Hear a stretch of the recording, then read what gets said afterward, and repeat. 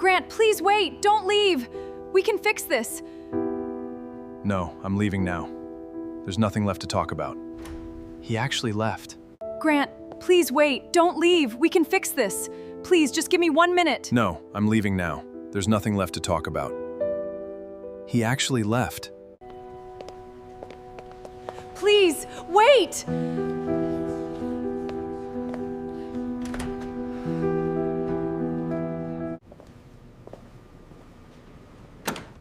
I'm done being a ghost in my own life. Goodbye, everyone.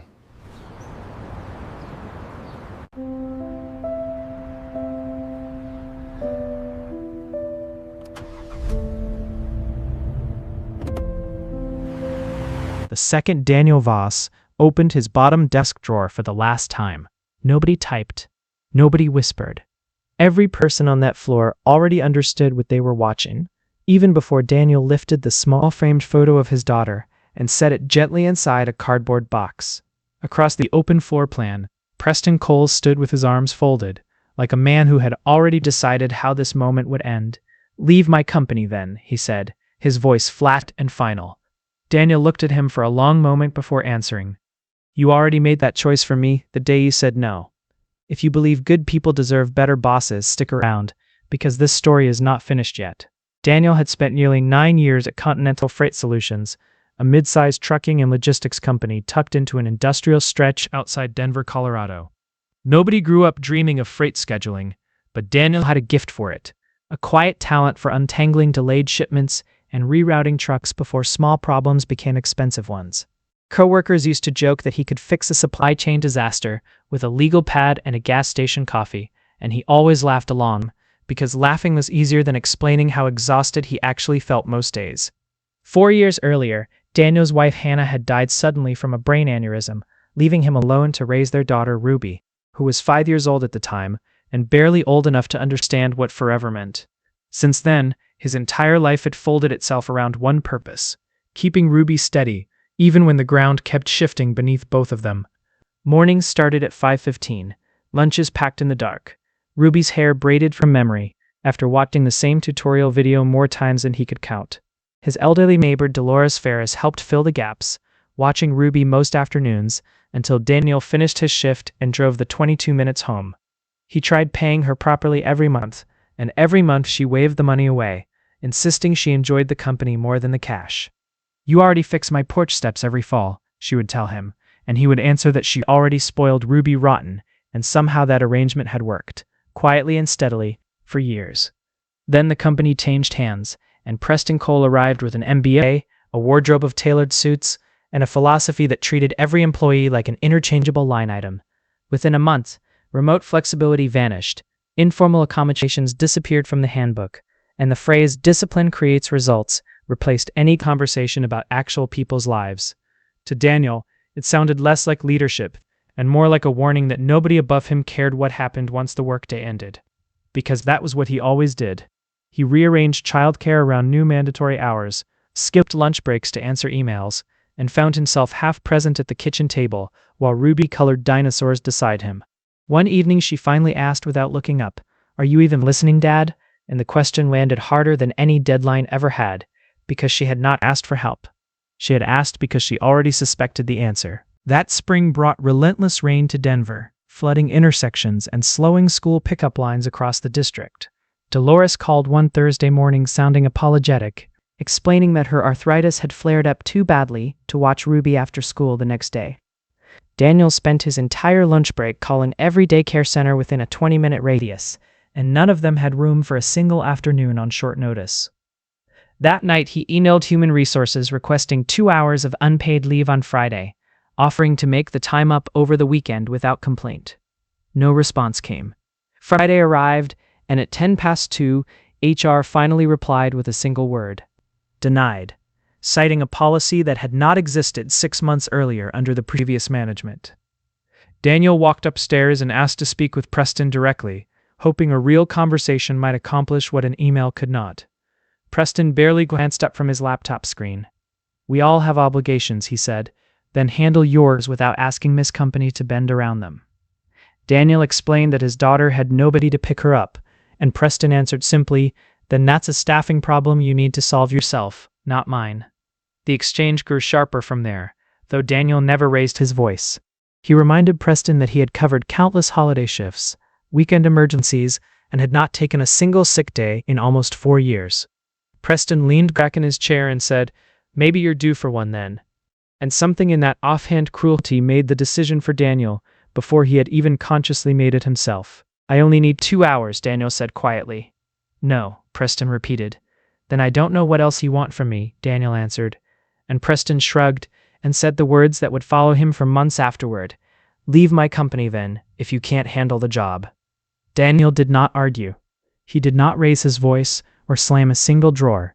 He simply turned, walked back to his desk, and began removing 9 years of small, quiet proof that he had once belonged there.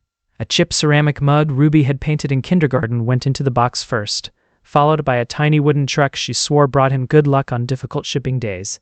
Then the photograph of Hannah smiling on a beach the summer before Ruby was born. His closest coworker, Talia Reyes, crossed the room and touched his arm gently, telling him he did not have to do this, and Daniel answered that he thought he did, because some lines you only get to draw once before they stop meaning anything. He carried the box past rows of quiet cubicles, no dramatic exit, no raised voice, just the sound of his own footsteps fading down a hallway that suddenly felt much longer than it had that morning. Rain tapped steadily against the parking lot as Daniel climbed into his aging pickup truck, rested both hands on the wheel, and allowed himself exactly 60 seconds to breathe before starting the engine toward Maple Hill Elementary. Ruby was waiting on the front steps, backpack hugged tightly to her chest, and the instant she spotted the truck, her whole face lit up with relief. "I knew you would come," she said, climbing in beside him, and Daniel told her he would always come, even though saying it took more effort than it should have. She noticed the cardboard box on the seat almost immediately and asked what it was. And Daniel only said, "I think we're starting a different kind of week." And she reached over and slipped her small hand into his, without asking anything further. Because sometimes children understand silence better than adults ever manage to. That night, Daniel made boxed macaroni for dinner. Cheap and familiar, and one of the few meals Ruby never complained about. And they ate beneath a calendar still showing last month's page, because neither of them had remembered to flip it. "Are you going back on Monday?" Ruby finally asked, and Daniel told her honestly that he did not think so. "Did you get fired?" she asked next, and he smiled and said, "No, I left." And she nodded, like that answer made perfect sense, because to her, it probably did. Before bed, she pulled a drawing from her backpack, the two of them holding hands beneath an oversized sun, with the words "Dad is always here" written across the bottom in careful, uneven letters.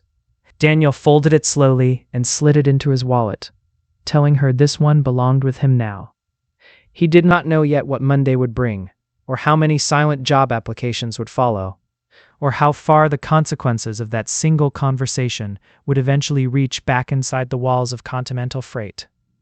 All he knew, sitting in that quiet kitchen, was that for the first time in longer than he could remember, he had chosen his daughter without hesitation, and whatever came next, that choice was one he would never regret making. Monday morning arrived at Continental Freight Solutions without Daniel Voss for the first time in 9 years, and the building felt it almost immediately, though nobody could quite explain why. Shipments that used to move smoothly through his corner of the office suddenly stalled for reasons nobody remembered how to solve. Talia Reyes found herself fielding 3 separate phone calls before 10 in the morning, each caller asking for Daniel by name, confused when told he no longer worked there. By Wednesday, a shipment bound for a longtime client in Cincinnati had sat idle at a loading dock for 6 extra hours because nobody knew that the receiving warehouse only accepted deliveries before 2 in the afternoon on Fridays. Daniel had known that detail the way he knew his own daughter's birthday, without needing to check anything. And now that knowledge simply did not exist anywhere except in a mind that had already walked out the front doors carrying a cardboard box. Talia began digging through Daniel's old notebooks, still stacked in a drawer nobody had bothered to clear out. Page after page held handwritten shortcuts and warnings scrawled in blue ink, small observations that had never made it into any official manual because they lived only in Daniel's head. One note simply read, "Always confirm with the Omaha yard before noon. Their dock crew changes shift and forgets open orders." And reading it made Talia feel like she was trespassing through someone else's years of quiet devotion. Preston Cole blamed the staff first, the way he usually did, telling the department during a Monday meeting that everyone simply needed to move with more urgency and stop making excuses. Nobody argued out loud, though several people exchanged glances that said everything words could not. Urgency was not the problem, and everyone in that room understood the actual problem was sitting at home 4 miles away, no longer answering emails at midnight for a company that had told him to leave. Meanwhile, Daniel spent his first free Monday morning at the public library, laptop open, updating a resume he had not touched in almost a decade. He was not chasing a dream job or a bigger paycheck, only something steady enough to keep the lights on and flexible enough to let him remain the father Ruby actually needed. The first 3 applications vanished into silence within days, and by the second week, doubt had started creeping quietly into the back of his mind, like water finding a crack in a foundation. One recruiter called to compliment his experience before admitting honestly that the position required someone without any scheduling limitations at all. Daniel thanked her for her time anyway, hung up the phone, and sat staring out his apartment window for several long minutes, wondering for the first time whether Preston had somehow been right, wondering whether the world truly had no patience left for a man trying to raise a child alone. That doubt lasted exactly until Ruby came home from school with a crayon drawing of the 2 of them holding hands outside their apartment building. No work laptop anywhere in the picture, only sunshine and 2 smiling stick figures standing close together.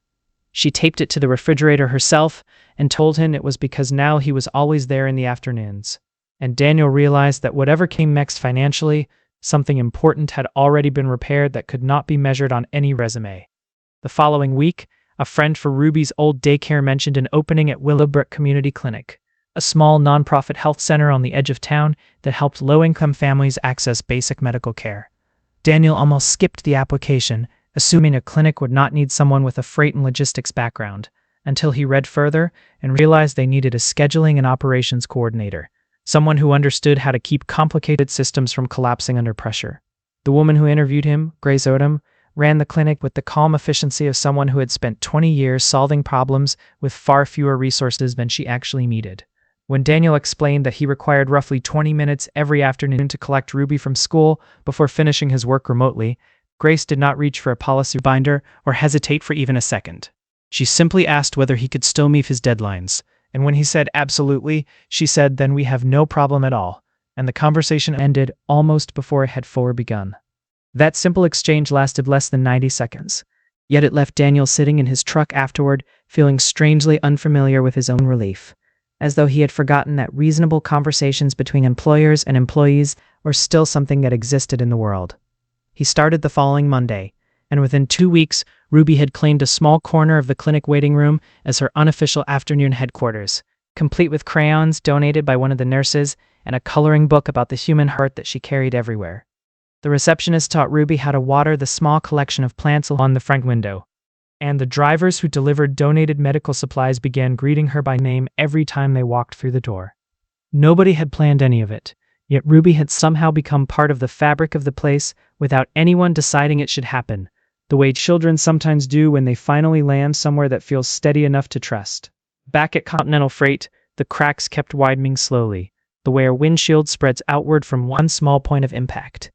A longtime client in Cincinnati requested a formal meeting, not to negotiate rates, but to discuss what she called a noticeable decline in reliability over the past 2 months. She was calm throughout the entire conversation, which somehow made it land harder than if she had simply been angry, telling Preston plainly that her company was not upset, only disappointed. And disappointment from a client of 15 years carried a different kind of weight entirely. Preston sat alone in that conference room long after she left, staring at the empty chair across the table, remembering a conversation he had barely registered as important at the time. 2 hours, he thought to himself, replaying the number over and over. Not a raise, not a promotion, not special treatment of any kind. Only 2 hours to pick up a child from school on a rainy Friday afternoon. And somehow that had felt like too much to give.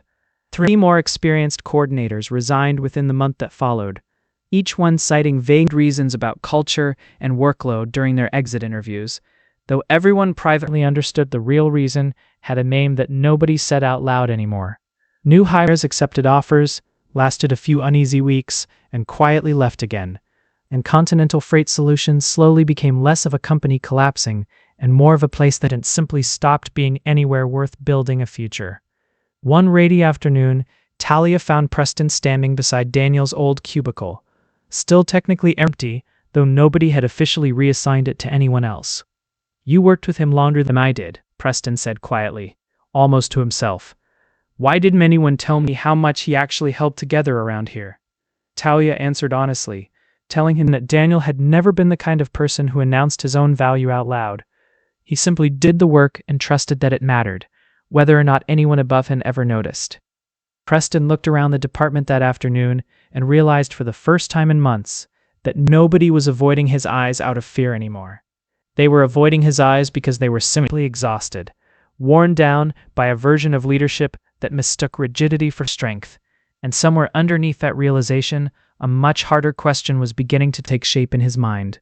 One he was not yet ready to ask out loud, though it would not stay quiet for very much longer. The Cincinnati account finally collapsed for good 3 weeks after that quiet meeting, when the client formally moved its shipping contract to a competitor after 15 years of loyalty that nobody at Continental Freight had ever bothered to earn twice.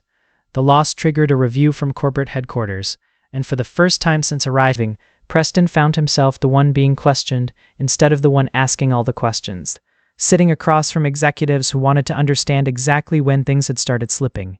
He could not answer honestly without eventually saying a name he had been avoiding for months, and when he finally did, one of the senior directors asked simply why a 9-year employee with that kind of institutional knowledge had ever been allowed to walk out the door over 2 hours of schedule and flexibility.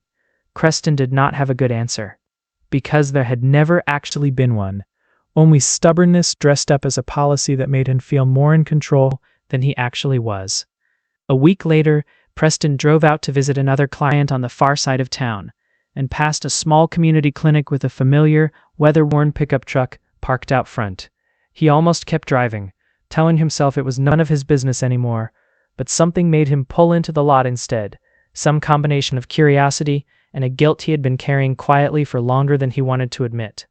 Inside, volunteers were sorting donated medical supplies into labeled bins, while Daniel helped unload a delivery van, laughing at something an older volunteer had just said, completely at ease in a way Preston had honestly never seen from him during 9 years at Continental Freight.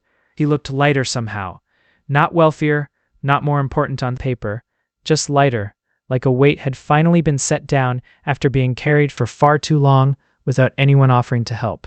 When Daniel noticed him standing near the entrance, he wiped his hands on a towel and walked over without any visible resentment, which somehow made Preston feel worse than anger would have. Neither man spoke right away, the silence stretching just long enough to feel uncomfortable, until Preston finally said the words he had rehearsed the entire drive over. "I owe you an apology," and meant it more than he had expected to. "I thought treating everyone exactly the same was what fairness looked like," Preston admitted, staring at the concrete floor rather than Daniel's face. "I understand now that it isn't. That sometimes real fairness means actually listening before saying no." Rain tacked softly against the metal roof of the warehouse, while Daniel let the words settle, neither rushing to forgive him nor bothering to make the moment harder than it needed to be. Preston glanced toward the far corner of the room, where Ruby sat at a small folding table coloring a picture of the human heart, occasionally showing it proudly to a nurse walking past. She looked up, noticed him watching, and waved without hesitation, the way children do when they have not yet learned to hold on to other people's mistakes.